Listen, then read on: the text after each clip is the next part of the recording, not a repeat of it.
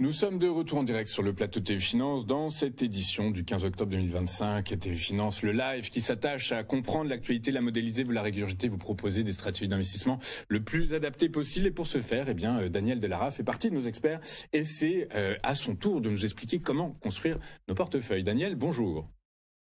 Bonjour Louis-Antoine, ça fait plaisir de vous retrouver. Exactement, ça faisait longtemps, Daniel, que j'avais pas vu votre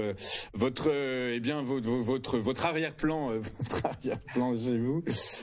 Daniel, merci d'être avec nous ce matin. Daniel Cohen-Delara, vous êtes associé chez Next Momentum, vous êtes l'ancien président de l'AFAT, l'Association française des analystes techniques. Avec nous donc pour nous aider à construire nos portefeuilles d'investissement au trading, on va commencer avec Nexity. Alors Nexity, c'est une configuration en trompe-l'œil. On pourrait supposer que le titre se cherche, est en train de trouver suffisamment d'allant, une nouvelle personnalité pour regarder de nouveau plus haut. Mais en réalité, on n'est pas sorti de l'auberge. Eh bien écoutez, comme d'habitude, une analyse déjà très très fine de votre part. Alors effectivement, quand on regarde ce graphique qui date, qui s'étale depuis la fin février, on s'aperçoit qu'il n'y a aucune tendance marquée sur le long terme.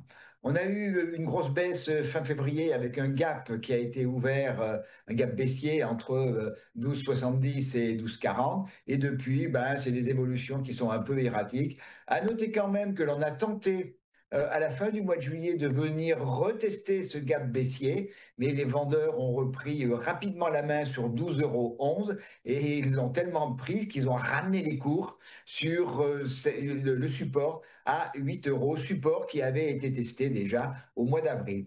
Depuis, belle figure de retournement, on repart à l'assaut de cette zone qui va être la zone objectif à terme, la zone des 12,40, 12,70, mais on n'a même pas pu revenir au début du mois d'octobre sur la zone des 12,11 €. On s'est arrêté 1 € à peu près en dessous, sur une zone qui avait déjà fait résistance précédemment cet été, sur la zone des 11,20 €. Là, à nouveau, repli. Mais on voit que au mois d'août, on avait fait un plus haut sur 12,11 € et on a fait un petit peu plus tard, au début octobre, un nouveau plus haut, plus bas que le précédent. Mais on a fait un plus bas en septembre sur 8,60 € et récemment, on a refait un plus bas sur une zone qui était plus élevée, donc qui montre véritablement un caractère neutre de la tendance à long terme. Alors, ce qui m'a intéressé dans Nexity, c'est surtout le fait que depuis une grosse semaine, on était une grosse bagarre entre acheteurs et vendeurs sur la zone des 9,66 € qui était un niveau de polarité déjà, puisque c'est une zone qui avait déjà précédemment fait support, fait résistance, donc grosse zone, elle est 9,66. Et puis hier, une magnifique bougie verte, on a démarré la séance au plus bas, on l'a clôturée au plus haut. En analyse technique, c'est une bougie que l'on appelle d'un beau nom japonais, un Marubozu, qui est évidemment qui montre en la circonstance, en plus est une englobante haussière, que les acheteurs ont repris la main sur le cours de l'actif.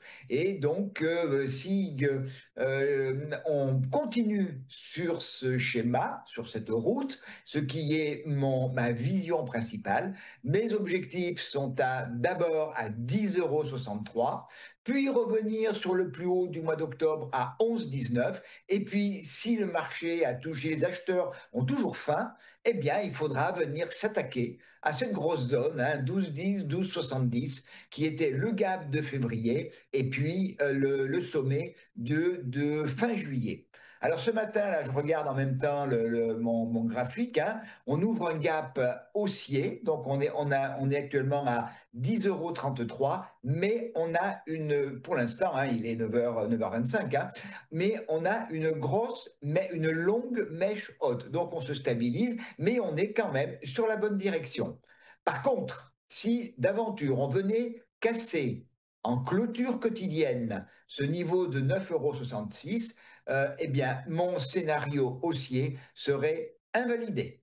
Oui, alors vous faites bien de le dire, Daniel, ce matin, effectivement, de toute façon, c'est toute la cote qui est dans le vert, hein, qui profite d'une publication surprise de LVMH, qui a surpris à la hausse, son chiffre d'affaires a surpris à la hausse, tout le monde en profite et c'est tant mieux.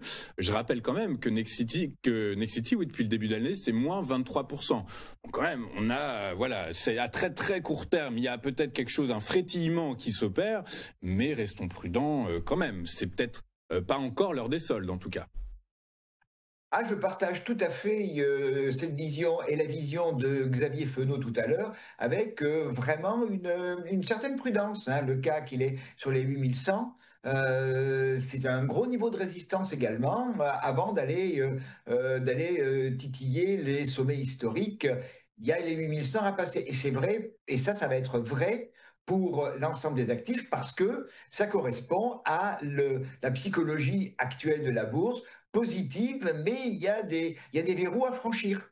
Exactement, je vous rappelle qu'on est en saison de publication de résultats et que Nexity publiera le 23 octobre prochain en après-bourse. Voilà, ça devrait apporter un peu plus d'éclairage, notamment sur les perspectives de croissance de chiffre d'affaires du groupe, du promoteur immobilier.